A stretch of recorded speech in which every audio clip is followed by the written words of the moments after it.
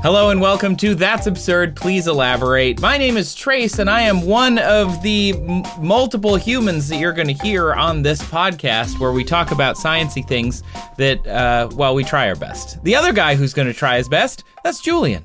I'm always trying my best to be a human on this podcast. And answer things. Yes. Are you trying your best to be a human at other times as well? No, some days I just feel like not trying, you know? You're like, I don't need to be a human. You know today. what? I was pretty good at being a human yesterday. I'm going to take a day off. Today I am potato. You know what? 2025. That seems very 2025. Self-care is paramount right now. Very important. If I'm going to take a day off from being a person, I think that's okay. If this is your first time listening to our strange show, thank you for tuning in. In this show, we answer questions from you, the audience. Every episode, we answer each one question. So that means you're going to get 2 questions answered. And those questions come from you, the audience. If you want to know how to submit a question, go down into the description or the show notes, and you'll find that. We'll tell you more about it at the end of the episode. But for now, Julian, you're first. Yes, and my question this episode comes from Daniel, who asks, is there a better calendar than the Gregorian? Would it solve any obscure problems? Oh, you know what? He was so close to, would that solve anything? He doesn't want it to solve anything. He wants it to solve obscure anything. Specific obscure problem. My favorite, though, is Daniel's elaboration. Okay. where the tone changes completely from, would that solve an obscure problem? Then Daniel adds on, ain't no way some dudes 500 years ago made a perfect calendar. Well, ain't no way. Ain't no way. Some dudes. Yeah, so let's get into it. I picked this because the timing, I think, is appropriate, right? Oh. For multiple reasons. If you are of the Christian persuasion, you probably just celebrated Easter, and that means even if you're an Orthodox Christian, which normally they don't line up. I know my family is Greek Orthodox, so typically when other people are celebrating Easter, I'm like, enjoy your fake Easter. But no, this year they all fell on April 20th. Okay. And the Gregorian calendar exists basically to make Easter fall on a particular day. So they were just like, okay, so we've got this holiday. We've got this thing. It happened. It totally happened, you guys. No, we're all on the same page here. It totally happened. And when it happened, we're all on the same page as well. And Gregor's like, yes. And everybody else is like, no. Yeah, the problem was it was drifting over time, this particular important holy day. Okay. And Pope Gregory the 13th wanted to fix that. But first, let's just talk about calendars. Calendars. Let's just get into it, right? As an ADHD human being without a calendar, I don't think that I could function. You'd be lost. I would just be like, what do I do today? I don't know. Same. So I think it's safe to bet, even amongst our international listeners, pretty much no matter where you are, we're all familiar at this point with the Gregorian calendar. Yeah. Right? Your 12 months, your 365 days usually, and then throw one extra one in for a leap year every 4 years or so. Right? We all use that pretty much universally around the world because it's useful for everybody to be on the same page, literally, like calendar page. The far side calendar of the days. I only recognize far side calendars as legitimate, by the way. That's a perfect calendar. How many far side calendars have you owned? Because I would say at least for me. I've lost count. They're fantastic. I love Gary Larson's a legend. But the Gregorian calendar is not the only way to make a calendar, and historically there have been many, many, many different calendars that people in different places and in different cultures have used or for some reason still use. First of all, let's talk about how there are different ways to make a calendar. Okay. So when you, Trace, were to think about how to make a calendar, where would you even start? What would you base it on? Where would I even start? I mean, I feel like if I were going to start a calendar, I think I would just get a rock. I don't know what time. Is this now? And do we not have a calendar now, but somehow we have computers and everything too? Everything has been destroyed and collapsed. All institutional knowledge has been lost. Okay. Trace, I, the new Pope, Julian, come to you and I say, make me a Julian calendar. Oh. Wow. I can't make a Tracian calendar? No, it's named after me because I'm Pope, which is, by the way, what happened with Gregory. Other people figured out the math, and Gregory implemented it, and they're like, well, this is the Gregorian calendar. So make me a Julian calendar. So I'm going to get a piece of paper or papyrus or a rock or something, and then I'm going to keep track of all the days, and maybe all of the lunar cycles. And so you're probably the seasons. So I can be like, okay, I'm going to approximate. Because if there's no calendar, I don't know exactly what day I started, and I don't know how many days there are. I have to have something specific that happens. For example, a solstice. Yes. Or something like that, where it's a very long day. So I'm going to have to keep track of a whole bunch of stuff. Hours of the day, number of days, number of lunar cycles. Yeah, I think that would get me there, right? And maybe have a sundial so I could be a little precise with when the sun gets to the same exact spot in the sky as best as I can. I could probably approximate a calendar from that. It would take a year, at least. Minimum. Maybe 2. Yeah, maybe 5. Probably a safe bet to go for at least 2. Maybe 5. I mean, we could get some preliminary results after the first year. Be like, I think there's 372 days. Be like, I might be wrong, though. Plus or minus 10. Yeah, exactly. You've got basically the same idea that all these calendar makers have, which is there are patterns that we can observe, and then we can base our system of counting our days on those patterns. And one of the patterns that we hit on frequently is the cycles of the moon. So if we base a calendar on moon cycles, we've got a lunar calendar. Or, like you said, we can have the cycles of the sun. But there's multiple ways to actually have a solar calendar. You can have a sidereal solar calendar where we determine the position of Earth's, point around the sun by looking at the stars other than the sun. Or you can have a tropical solar calendar, which is where we determine the position of the Earth in our orbit based on where the sun is with respect to, quote unquote, the equinox, the point where the sun's orbit crosses the celestial equator. That's like if you just projected the equator of the Earth out into space, the moment that the sun in the ecliptic plane crosses that projected equator, that is an equinox. And we have 2, right? The spring and the fall. Yep. And we base the Gregorian one on the spring equinox. A lot of calendars based on the spring equinox. And finally, one last type of calendar I'll just mention briefly is lunisolar, and that's like a hybrid. You have your lunar-based months and you try and fit them into a solar-length year. So let's go with the solar calendar, the tropical solar calendar, like the Gregorian. Okay. There's multiple ways to actually then determine how long a year is. You could, like you originally wanted to do, have an observation-based calendar. Okay. Right? You just look when the equinox is happening, and then you wait till the next one, and you go, that's a year. Because... as best as you can. Yeah. Right. Because the time it takes from spring equinox to spring equinox is not an exact number of days, right? It doesn't fit neatly into 365 days. There's a little bit extra. And so you just keep observing when that equinox happens, and you maybe add a leap day or not have a leap day depending on that.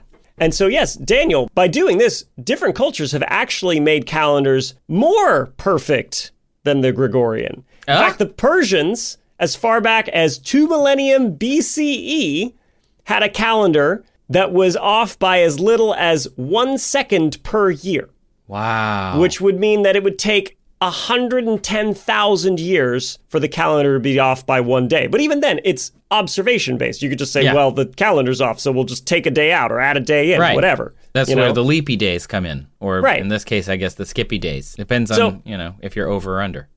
So that sounds perfect, right? We're done here, right? We've got a calendar if it's off by 1 second in 100,000 years, I think we did it. We did it, everybody. And then we did it. If it's just up to us anyway, right? It's observation-based. It's even more perfect. We can just add or remove days as much as we want to keep that in line with the equinox. We're done. We did it. So why don't we do that? I don't know. Why don't we do that? Well, if you're adding or not adding leap days kind of whenever, then it makes it hard to actually figure out when a particular date is going to occur, far enough in the future, or when a date happened in the past. You'd have to go into your records, if you wanted to figure out the exact date something happened 20 years ago, you'd have to go in and say, okay, how many leap days did we have in that time? Was it 5? Maybe it was more than that. Maybe it was less than that. I don't know. 100 years ago, right? It gets even more complicated. And an observational calendar where somebody has the authority to just add or remove time has the potential for abuse. Yeah, I think we can see that in governments today. Yes. In fact, this is why the Julian Calendar, which is the predecessor to the Gregorian calendar, the real Julian calendar, not the one that I told you to make, but the one named for Julius Caesar. Actual one. Yeah. This is why it was implemented. In ancient Rome, there was an entire month, an intercalary month, a full 27 to 28 days that priest, a pontifex, decided to insert. And the purpose was to keep the year more or less in line with the actual Earth's orbit. But because politics ruins everything, these priests were often aligned with certain politicians. And if they wanted to keep them in power, they would, we're going to add a month this year. And if they wanted to shorten somebody else's time in office, they would not insert the intercalary month. Oh, that's awful. And also totally now these days expected, I guess. Nothing changes. Nothing is surprising me. Just redefining a length of time for weird political maneuverings. Been done before. Been done before, would be done again. Not surprised at all. Yes. Anyway, so when Julius Caesar comes along, he goes, all right, we're going to fix all this. He has somebody draft up a calendar that more or less is correct enough, right? Yeah. And it's the one that's pretty familiar to all of us. It's going to sound almost the same as the Gregorian, right? It's 365 days a year, except every 4 years we add a leap day to make up for that little extra bit of a day that doesn't quite fit neatly into one solar rotation, right? Right. So I always think this is funny that he introduced this basically a year before he was murdered by the Senate. Like, 1 year he's like, I'm introducing a new calendar. And the Senate's like, that's great. Let's name this middle month after you, July, Julius. That's for you now. Yay. And then a year later, it's stab, stab, stab, stab. They're like, we're going to murder you in your own month. How do you feel about that? Yeah. I don't know if they murdered him in his own month, but... They murdered him the Ides of March. Oh, well. If you remember. March He didn't 15th. even get to see his own month. He didn't make it again to his own month. Yeah, he got it. He got 1 month. By the way, his birthday was in July, so that's why it was Julius. They changed the name of it. It was a quintilis before that. So anyway, the Julian calendar works well enough for a long time, but slowly, over 1,500 years or so, people start noticing that the dates of the spring equinox and the date the calendar says the spring equinox is supposed to happen are drifting apart. And this is particularly important for the Holy Roman Empire at this point because they base one of the biggest holidays on the spring equinox, and that is... Rome Day. So close. Easter. Oh! Yeah. Oh, got it. Yeah, Easter. What we Easter, started talking about before. The whole impetus of this segment. Right. So wait. Rome Day. When's Rome Day? There's got to be a Rome Day. Rome Day is every day, baby. When in Rome, celebrate Rome Day. Yeah, when in Rome. We're just going to have brunch and celebrate Rome Day. Woo! More wine, Rome Day. Rome Day. It's very Italian of us. Okay.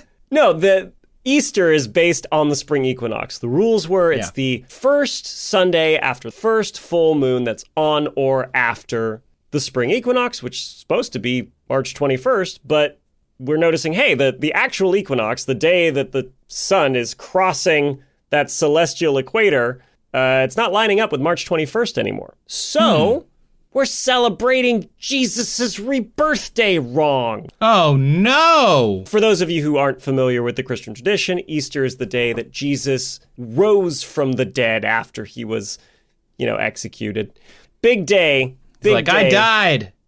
Yeah, and Psych. then he returned. But I mean, I would be mad if somebody got my rebirth day wrong, right? I'm mad enough when people don't get my actual birthday right. But now I came back from the dead and you're gonna be off by like 12 days? I think I'd be mad if I'd like sent flowers and then you're not even dead. Like, I haven't been killed yet. Expensive display. Like that was expensive. I was just sitting there in the funeral home. Waiting for you. Yeah. Go look at it and tell me it was nice. Oh, the flowers, they're to die for. Jesus, Julian. Yes, that's who we're talking about. That's who we're talking about. So yes, the inaccuracy was that a Julian year on average is 365.25 days, when in reality, a actual solar year is 365 days, 5 hours, 48 minutes, 45.25 seconds. That's very precise. It is. So it's about 12 minutes a year, basically, which means that after 120 years, we're going to be off by a whole day. So after 1,500 years of using this calendar, we're off by more than a dozen days. So it was 14 days by the time Pope Gregory was poping. He wanted to restore the equinox to March 21st. That, by the way, wasn't the date the equinox happened when Jesus came back in the stories. It's actually his rebirth day. Yeah, it's actually the day the equinox was in 325 CE, which was the date of the First Council of Nicaea, when all of Christendom got together and basically hashed out all the rules and They're when like, things okay, happened. Yeah. You think it happened this day, you think it happened that day. Let's pick a day that we can both agree on. So they just shunted the calendar in 1582 from October 4th. The next day it became October 15th. Can you imagine if you lived in that time? Yeah. If tomorrow they're like, okay, I know tomorrow it's supposed to be April 24th. It's not. Tomorrow it's May 1st. You're writing your ancient check out and you're like, I always forget that we restored the equinox to the date of the first calendar of Nicaea. I hate when I forget that. In my headcanon, Aaron Aronson's birthday is October 5th or something. So when they're about to celebrate it, he's got all his best mates together. They all brought him a gift of sticks. And then they're like, you heard? He's like, no one showed up to my birthday. My birthday was last week. Was it? Yeah, my birthday. Can't be. Last week it was last week it was October the 8th. Yeah. No, my birthday's on the 12th. No, never 12th this year. No, it didn't happen this year. Sorry, Aaron.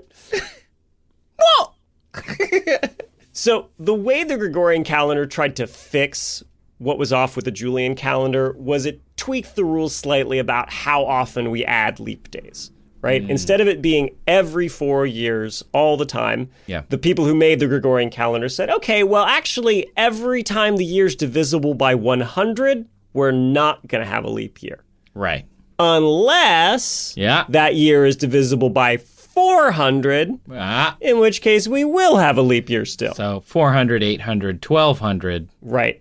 2000. 2000 was still a leap year. We did have a leap year in 2000. So it was a very special leap year that I was too young to really realize was special. Other than the Y2K thing. But that's, The mass panic we were all having over clocks being off. Oh, my goodness. Oh, no. Can you imagine? That'll be relevant later. Okay, so with this more complicated but still fairly understandable approach to when to add a leap day, the average Gregorian year goes from 365.25 days to 365.2425 days. Right. Which is pretty good. That's pretty accurate. It's still 0.0003 days too long. So basically, you're getting an extra 26 seconds a year. Okay, that seems, so you're counting 10, 9, 8, and you're actually not even close. You're still 30 seconds away. Yeah, well, if you project it long enough in the future, right? About 3,200 years in the future, we'll be off by a whole day. Man. If we keep this up. I know, terrible. Jeez. I feel like that day should be called It's Okay Day. And we just get it off. It's it's fine. Today exists. Nobody has to do anything. It's an extra weekend. It goes backwards, right? We remove a day that year, so it's instead of a leap day, it's a lie down day. Well, it's gone. It's disappeared. It's gone. It's like like the worst part of daylight saving time. Yes, so that hour that you wanted. I hate spring forward. For those of you that don't live in the U.S., congratulations. For so many reasons. On many levels, but what I mean is daylight saving specifically. Time travel day in the fall when you fall back, amazing. You get a whole extra hour, which when I was in college years meant that the bar didn't close at 2 because at 1:59 it was 1 a.m., which was awesome. But in spring, you do the spring forward and you lose an hour. That's the worst. So maybe this is bad. Let's fix the calendar. Anyway, 3,000 years from now. So yeah. It's probably fine. All right. So because the Roman Empire, the Holy Roman Empire, was massive, there's a big inbuilt advantage to all of a sudden this wide area adopting the Gregorian calendar, right? Right. So they adopt it immediately, and then slowly other countries start to get on board because it's just easier to do business when everybody knows what day it is. Everybody agrees the time and date things are supposed to happen, right? Right. So the Protestant German states, they adopted in 1699. Great Britain and the British colonies, they adopted in 1752, which means the founding fathers and stuff started on the Julian calendar and then had to switch, which is kind of interesting. Also would mean that Aaron Aronson's birthday in the 1500s would not be forgotten, lucky him, unless he lived post 1752. Sweden, 1753, Japan, 1873, China, 1912, and the Soviet Socialist Republics in 1918. And finally, Greece, speaking as a stubborn person who was raised Greek Orthodox, 1923. Makes sense. And of course, a lot of these places just adopt it as a civil calendar, right? For the purposes of administrative timekeeping and doing business with other places, but they still keep their own, separate calendars for religious reasons, right? Observing certain festivals and holidays. Right. That's very common in Islamic countries, for example. Or, if you're still a member of an Orthodox church, like I said, we still celebrate Easter on a different day. Yeah. So 4 countries have not adopted the Gregorian calendar still. That would be Afghanistan and Iran, which use a solar calendar, and I'm going to say this wrong, but it's a Hijri calendar, which is based on the year that Muhammad left Mecca to go to Medina, and then later Muhammad came back to Mecca. So that corresponds with 622 CE. So that's the year it starts from. Ethiopians have their own calendar based on an old Coptic Christian calendar. It's 12 months of 30-day months, and then they throw an extra 5 or 6 day month in right at the end. And then Nepal also has a couple calendars of its own, which are lunisolar calendars.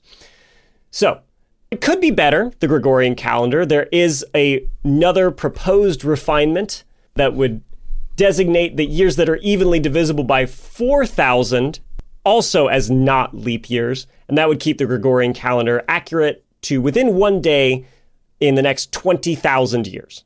Wow. I mean, pretty good. Do we lose a day or do we gain one? Because I'm still hung up on that. We would lose one, what would have been a leap day. So we don't have a 364-day year. Just instead of a 366-day year, it's a 365er. Oh, so it's like we just skip another leap day. Got it. Exactly. Okay. We normally do in years divisible by 100, like we're going to do in 2100. So, if anybody listening is still alive for that, be ready for it. We warned you.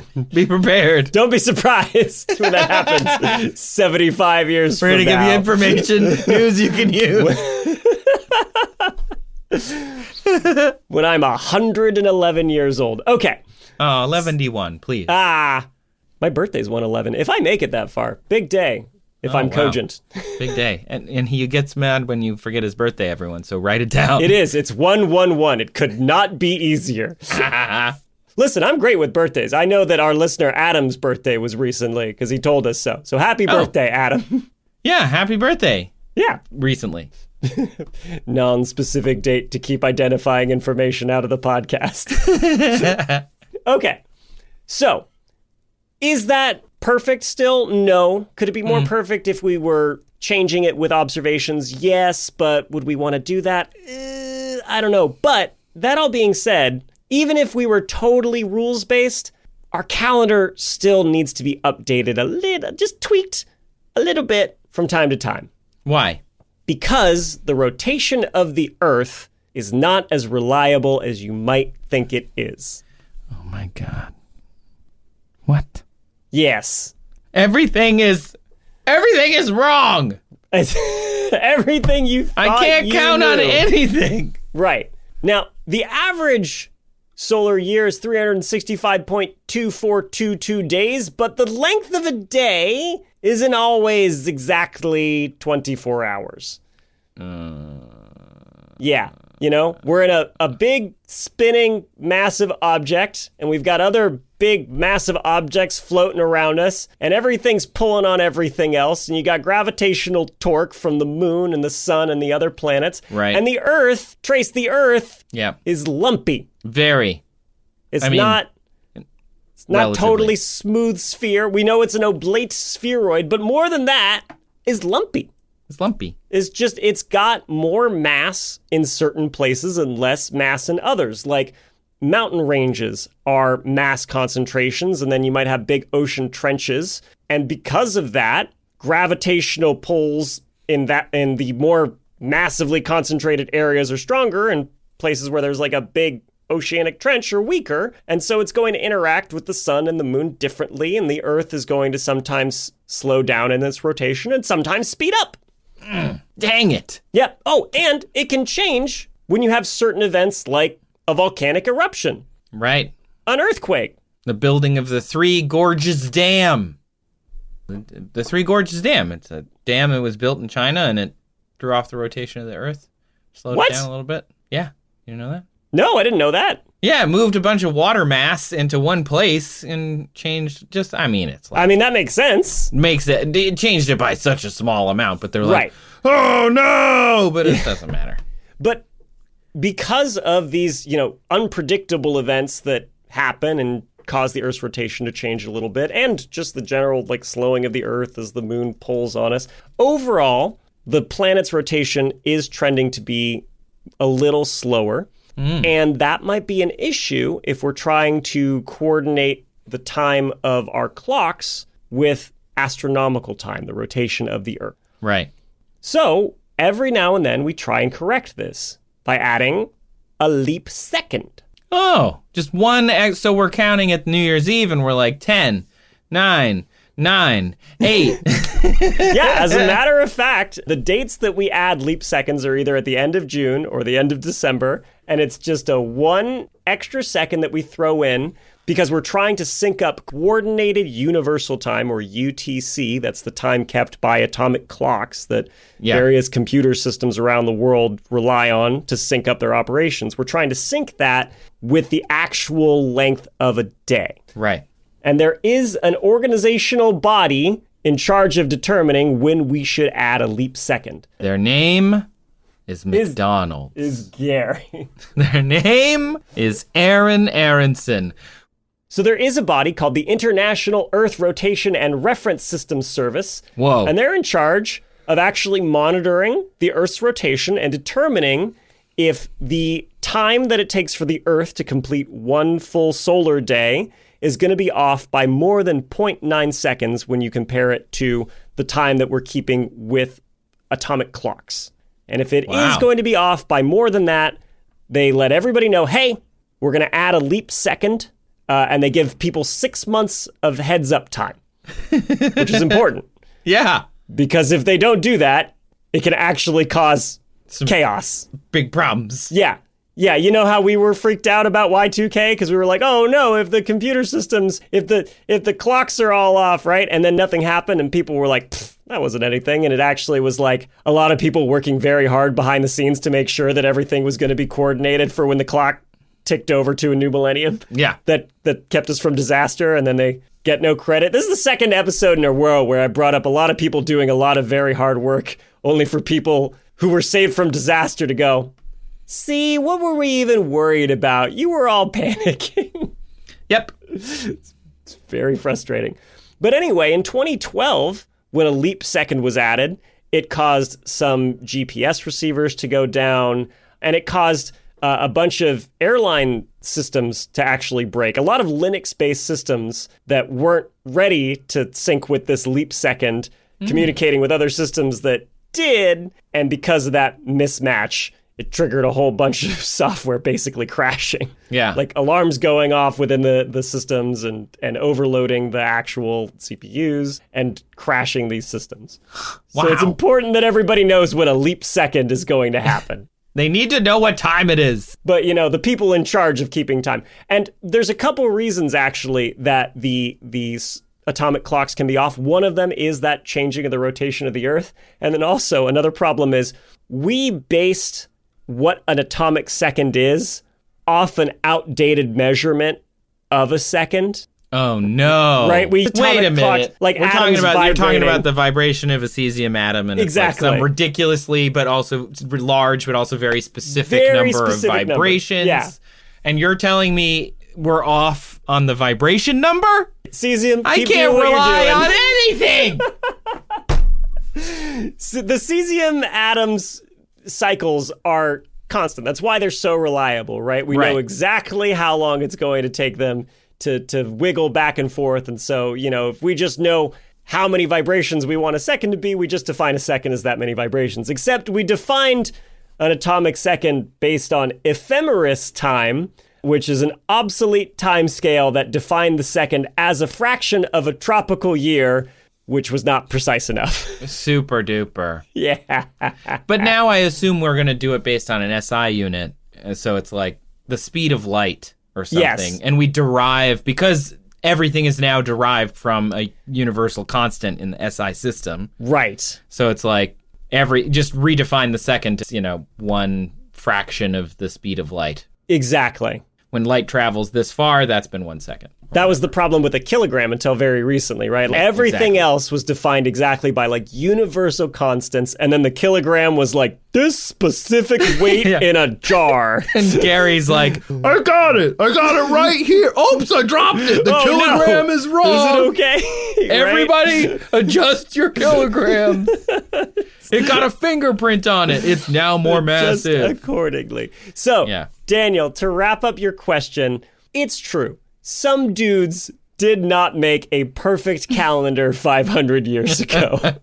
Ain't no way some dudes did that. Ain't no way. However, for our day-to-day purposes, it is good enough, but it always will need constant tweaking and adjustment because of little unpredictable changes to the Earth's rotation that nobody has any way of knowing, so we're just going to always have a little bit of an observational element to this otherwise rules-based calendar, and that's good enough. And if it's wrong, 1,500 years in the future, and we have to skip a leap day, and somebody's birthday gets missed, sorry about that, but that's the price that we're all just going to have to pay. It's going to be, I propose we skip January 11th. Nothing happens. No, how dare January you. 11th.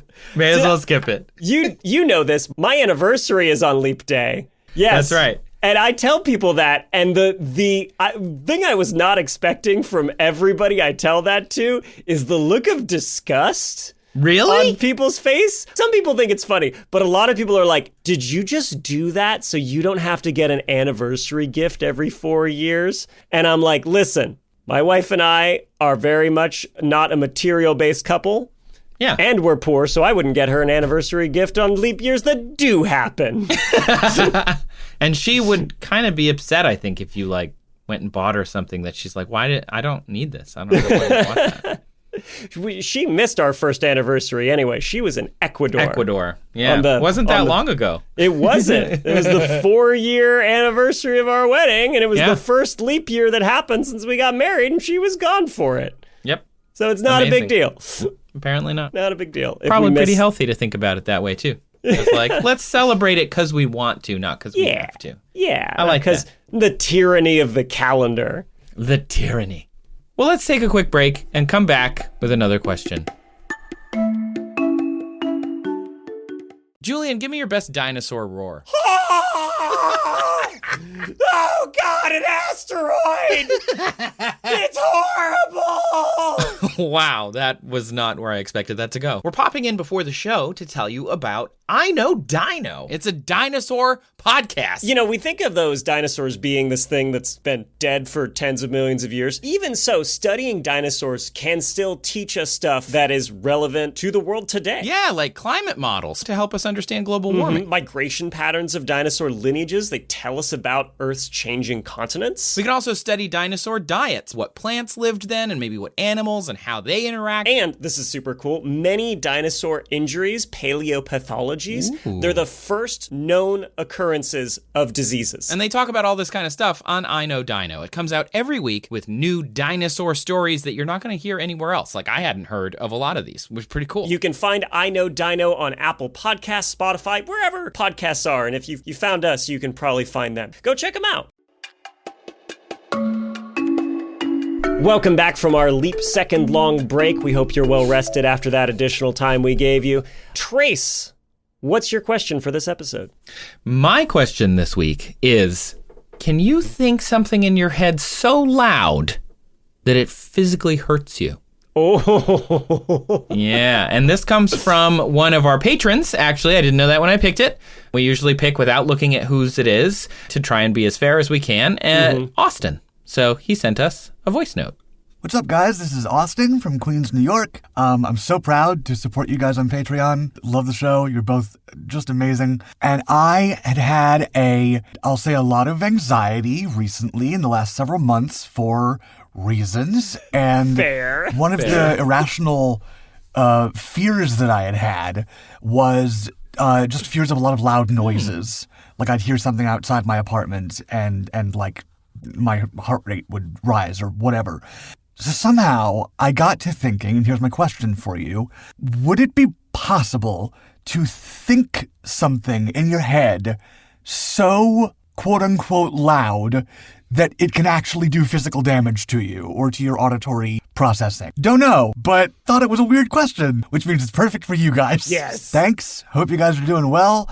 And please don't make me think too hard about the answer or my ears will hurt. On the risk of pain. I read this and thought, this is so interesting to think about. Yes. So I immediately went to music. I love music. I listen to music basically all day, every day. If I'm cooking, if I'm working, I just love listening to music. And I have a really good memory for music. I used to play music. As early listeners to the podcast know, I still can play some instruments. Oh, yeah? Did you learn I'm not going to mention it. I wasn't going to mention somewhere? it. I'm not mentioning it. Did you learn how to wasn't play going to mention it. Like an old-timey, maybe military, it. reenactment user instrument at like a fort? I wasn't going to say it. I wasn't! You're going to walk right up to the line. I don't know where. Your fife. It's here somewhere. He's a fifer. I've got a fife and a bugle, and the bugle's actually back there with a puppet on it right now. And a couple penny whistles and a harmonica. I can play a bunch of different historical instruments. But I could play music before that. I played the trombone and baritone and a little bit of other things. I just really like music, and I have a really good brain for remembering lyrics, and so I always thought if I had a headphone jack, I could listen to my own music, and it would probably be pretty accurate to what the song actually sounds like. Oh. And I thought that is interesting to think about relative to this question. So in the Journal of Neuroscience in 2021, researchers got 21 professional musicians to sit in a quiet room and listen to music. They're professional musicians, so they listen to music all the time, I imagine. And each wore a haptic metronome. So it's like ticking, but in a way that you can feel it, not hear it. So like a typical metronome is that box that's like chunk, chunk, chunk, chunk. And it's telling you the beat that you're supposed to be playing the piano at or, playing your instruments at or whatever. They also have a click track, which is common with some drummers where they'll listen to something and that way they'll have like a set beat that they can follow. So in this case, they put this metronome on their ankle and they played them this music in a very quiet room. And they put I'm wondering how many people saw this and assumed that it was like an ankle monitor and they were under house arrest and not doing a science experiment or something. Like all the judgment that these people were getting. It's like, it's for science. It's for science, you guys. It's for science. And they're like, Gerald plays the viola. What the heck did he do that he's got an ankle monitor? He killed a man who called it a violin. And then you have to have the viola go. That's what we have to stop. Play Trace. dun, dun, dun, this is why I'm anti-violins. Why? Because people get hurt. Oh, Julian. Okay, I walked right into that one. I sure did.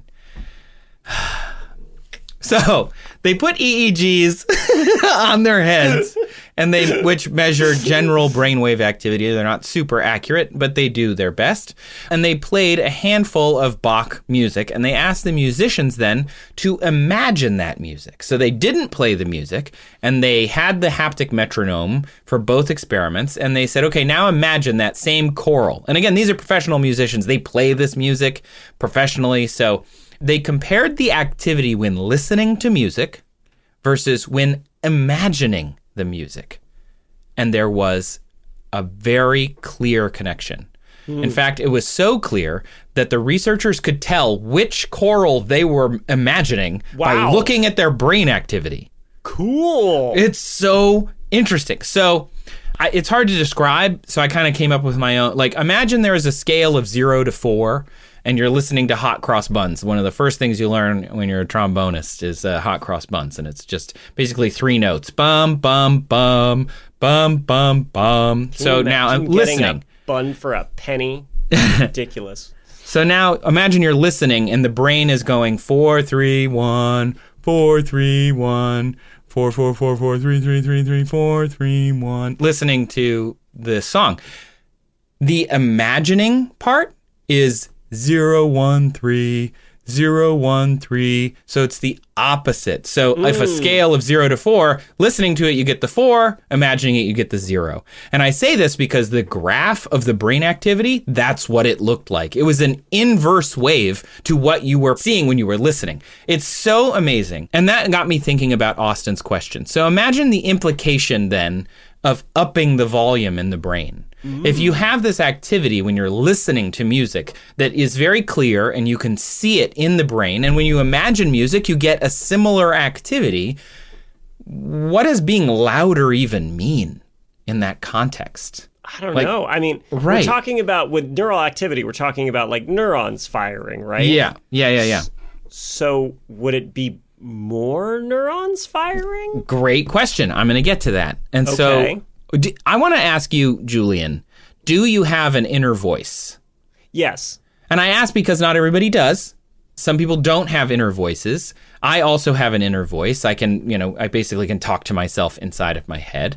Does your inner voice speak at a specific volume level? Like, imagine yourself talking right now. Can you imagine yourself being so loud that it would be uncomfortable? I can imagine my inner voice like yelling, yes. Right. I can also imagine my inner voice yelling, but if you think of it like an audio editor where you're normalizing it, I'm yelling, but I'm coming out of the TV at the same volume. I'm just yelling inside of the TV. Mm-hmm. Does that make sense? Like the TV didn't get louder. Right. I'm just yelling instead of talking, and the volume is at the same level. The decibels are the same, but the perceived loudness is louder, which, by the way, is a super interesting phenomenon for those who don't know. A lot of people think like decibels equals loudness, and that's not how perception works. Like you could have a recording of a noisy street and a recording of somebody whispering, and they could be the exact same decibel level, but you will perceive the noisy street as louder. Yeah, it is actually really fascinating because how we hear things is interesting, and that's why I ask you to do this. Like, you at home, listener, do this idea. Like, take a second and imagine yourself yelling, and imagine yourself whispering with your inner voice if you have one. In my head, they're at the same volume. Like, I'm not really whispering quieter. They're just both the same. So it's okay. Now for comparison, I'm going to scream into the mic. I'm not going to. So I was going to say, is there a volume to your thoughts? Like imagine Oklahoma where the wind comes sweeping down the plains, that's pretty loud. Or like, some Wicked if you're into Wicked, that song from West Side Story, keep it cool, boy. Real. You'll be back. While we're on a musicals soon kick. You see, you'll remember you belong This to is just me. going to turn into a musicals good. review. It's so good. I love that song so much. But that's a really great example because he talks quietly in that song and also shouts in that song. But when you're listening to it on a CD, again, your volume knob or like your volume control doesn't change, but you can tell that he's speaking louder or quieter, By the way, George III king when they switched to the Gregorian calendar in England and the British colonies. You know what? He wasn't all bad. It all comes back. Oceans rise, calendars fall. When you're louder in your head, is it louder? When was he king? Oh, no, he wasn't. He was king just afterwards. Well, dang it. He was alive. It was George II. He was just alive. Anyway, we'll just strike that. Strike that fun fact. Anyway. So, I think for it to happen in the brain, Julian, you're right on. You need to increase the electrical activity, in quotes, of the system that you're talking about. So, for that, we need to understand what happens when we're thinking. And we talked about this on the podcast before. Thoughts are complex. A very early episode, we answered, what are thoughts made of, right? And to put it very simply, it's essentially ions, which is to say a charged molecule that moves from one brain cell to another. So that's known as an action potential. It's a sudden burst of voltage caused by a chemical change. So it's essentially how neurons are signaling one another, but it's not voltage. It's chemicals. So you have so many ions and so many brain cells that neuroscientists can use that to measure electrical activity, which is to say, again, charged ions moving around. There is this tiny flexible electrode made by this company called Precision Neuroscience. You can implant it onto the brain with a little tiny slit in the skull, which is actually pretty amazing. It can measure micron level neuron activity. So they actually did this with a person. They put the electrode on his brain. So there was a man getting brain surgery, and they put this electrode film on his brain, kept him talking, kept him awake, very normal during brain surgery, and they recorded his neuronal activity. And this is what a thought looks like. Wow, I didn't expect it to be so psychedelic. I guess I should have. It's pretty psychedelic. It's just kind of moving around. And even though this is like a physical manifestation of brain activity, there are different hypotheses of what this actually is and what these thoughts are. And again, we answered this in episode 5 of our podcast, What is a Thought Made Of? But without recapping too much more, quote, our brain interprets the waves of signals and turns them into thoughts, images, sounds, feelings, and meanings. How? We don't know. More research is needed. Yeah, that's a big one. Yeah. One of the greatest questions there is. Yeah, exactly. But when you're thinking, can you affect what you just saw, Julian? Like you could make it happen more, but can you make the ions move louder? Or like when you think of it again as an audio engineer, or like an audio person, when you turn up the volume on an old school radio, you're literally allowing more voltage to get to a speaker. Right. You're raising the amplitude of the wave. Yes. Right? You're not changing the frequency, how fast the wave's going back and forth, but you're changing the difference between the peak and the trough. The power in the wave, if you will. Yes, exactly. How far away from each other the peaks and troughs are. So how would you do that? Yeah. In a brain. That's why I thought like my only analog would be like more neurons firing, but they can't fire harder.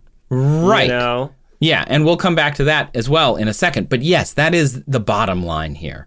Normal activity is run by the medulla in the bottom of the brain. It's where the brain meets the spinal cord. According to Johns Hopkins, quote, it regulates many bodily activities, including heart rhythm, breathing, blood flow, and oxygen, as well as carbon dioxide levels. The medulla produces reflexive activities such as sneezing, vomiting, coughing, and swallowing.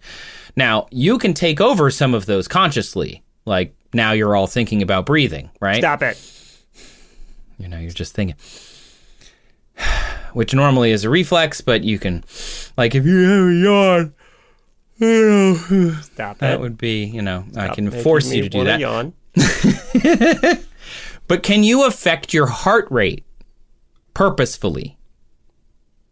I think so.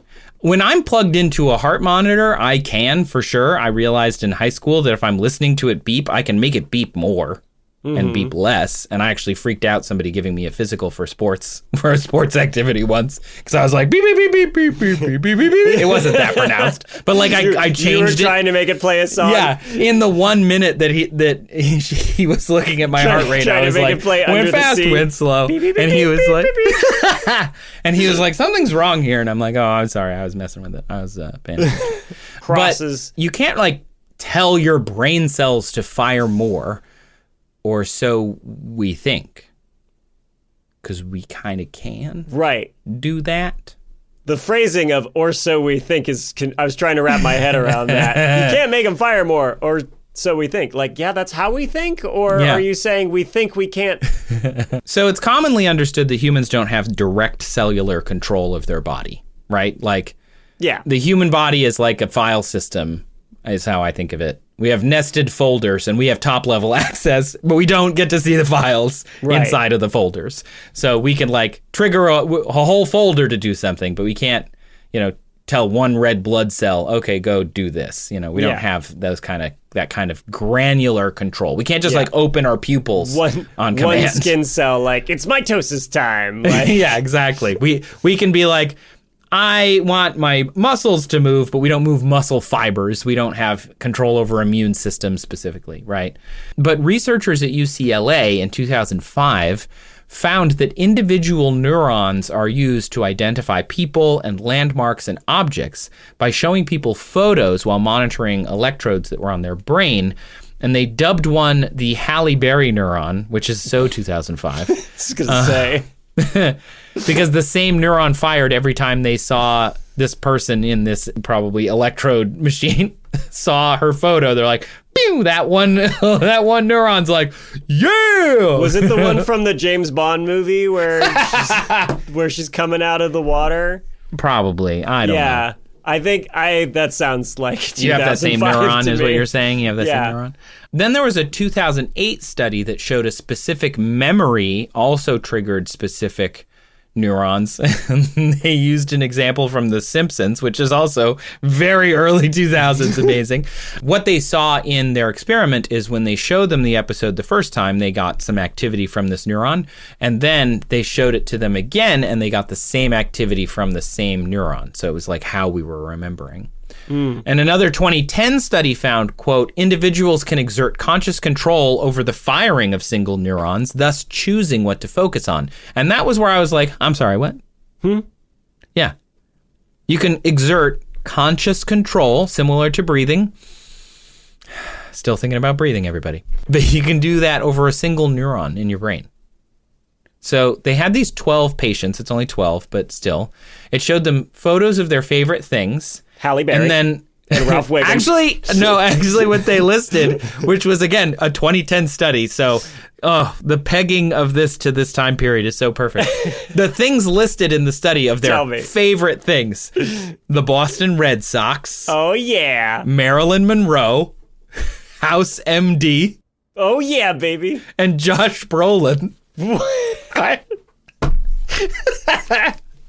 And then they later asked them to think about their favorite things without the prompt, and the individual neurons that had triggered the first time triggered again. So they could choose, I think this is a strong language, but they are essentially choosing to remember Hugh Laurie as a Sherlockian doctor. Yeah. And it was the same neuron that triggered when they were watching him be an addict on television. That's the Hugh Laurie neuron. That's the Hugh Laurie neuron. They're arranged alphabetically, so it's not too far from the Halle Berry. They're actually, very close to each other. For people that only know Hugh Laurie and Halle Berry, they're right next to each other. I've but seen otherwise, exactly there's a few two H's. celebrities. So we don't have direct cellular control. We can't control which brain cells fire, really. Like, we kind of can by remembering stuff.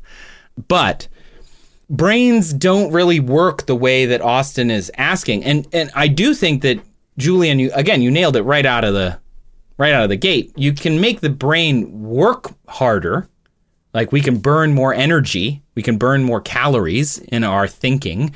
Do you ever get like foggy, like fuzzy brain after a long day at work? Like when you're thinking really hard on a script or something that we're working on, I definitely feel like fuzzy, you know?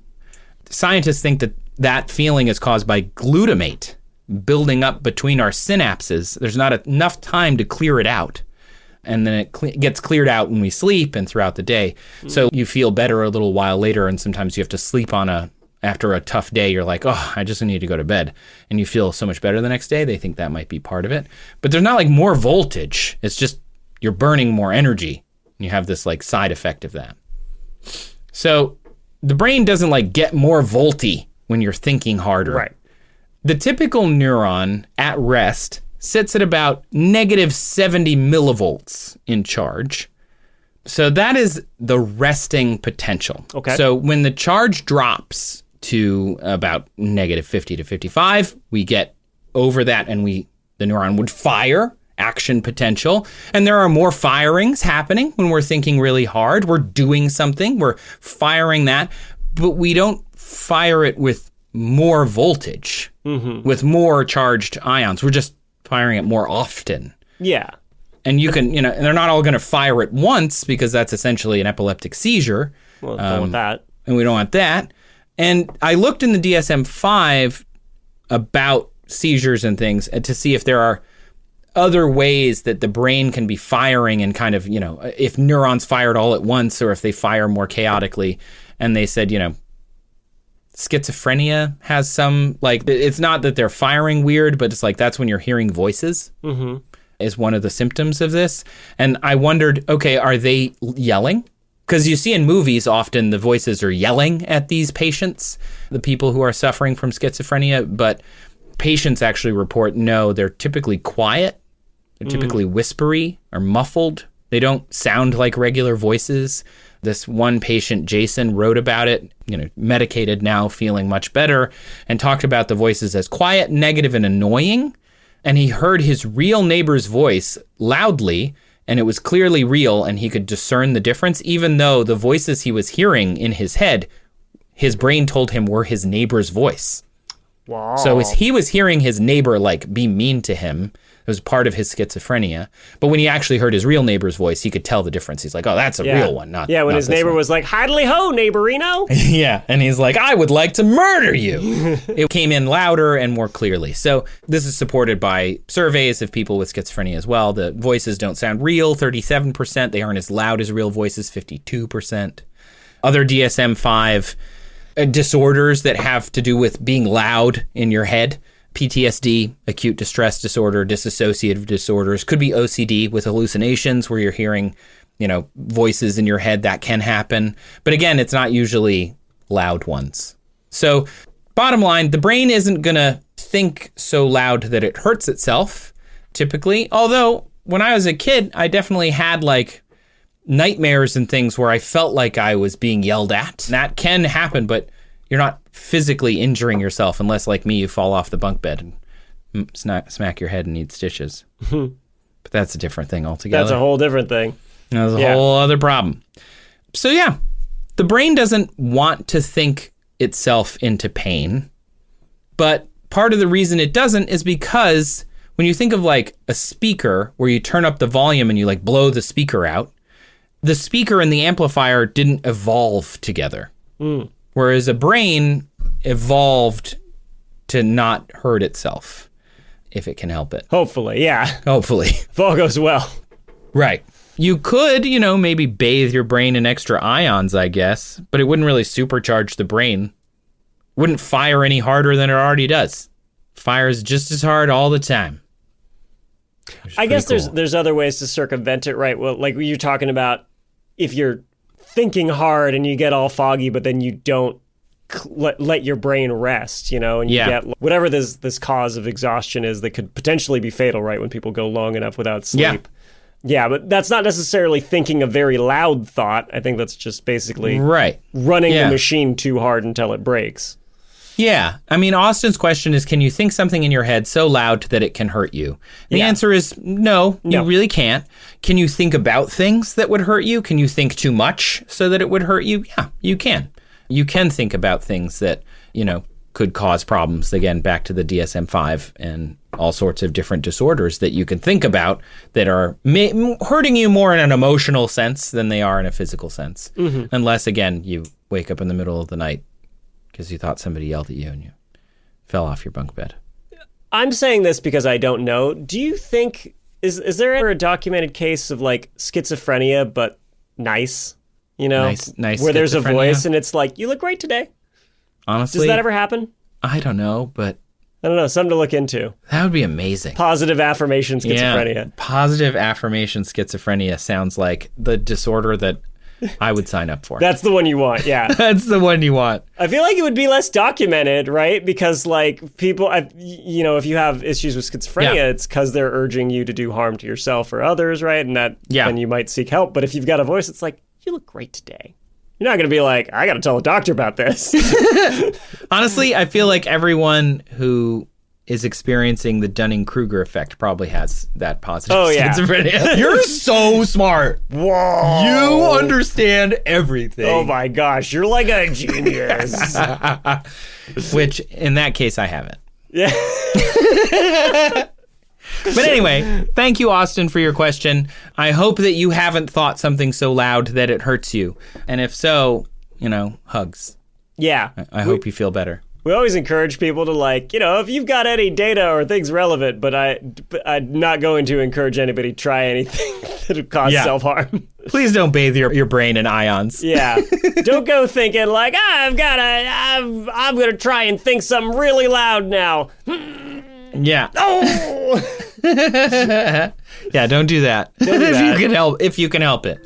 With that, you've been listening to That's Absurd, Please Elaborate. It's a great show. Thank you for listening to it. We love making it, and we could not make it without your help. The positive affirmation voice. It's right positive there affirmation. I'm telling you, right? Thanks for listening to our show. It's a great show. It's very good. We enjoy making it. You enjoy listening to it. Maybe I should be whispering this. Apparently, it's more this whispery. is the voice in your head telling you love this show. This show is created and written and produced by Julian Huguet. And by Trace Dominguez. It was also produced, edited, and helped out in every way possible by the wonderful and wonderfully talented Kyle Sisk. Yes. He definitely has positive schizophrenia. Yes. But that's just us. And he deserves sending him messages. You're great. Kyle deserves it. Special thanks to listeners who submitted questions featured in this episode. That would be Daniel and Austin. If you want to submit a question, you can look for the form in our show notes. You can email us at hello@that'sabsurdshow.com. You can visit our website, that'sabsurdshow.com/ask. You can even call us 302 Tape Show. That's TAPESHO. Yeah. Call us on the phone. Do it. Special thanks to our absurd administrators, Les, Adam, Pinky, Jonathan, and question asker for this episode, Austin. I swear that's not why I swear I didn't know. I never look. Swear. I should look. I didn't, but I should. I probably should. It's totally irrelevant that we also talked to Austin as part of his absurd administrator Patreon perk, and then I discovered that I'm actually a big fan of a YouTube channel that Austin works for, and that was a really cool moment for me. You were so sweaty. That I was could so tell fun. via, in the video call, I could tell that you were sweaty. It was and really turned exciting. red. You fanned. That was a wonderful, unbelievable moment. And if you want to support us and maybe, we get to chit-chat with you a little bit, but it will not make us pick your question more, we swear. You can join as well as an absurd administrator, but joining at any tier is much appreciated.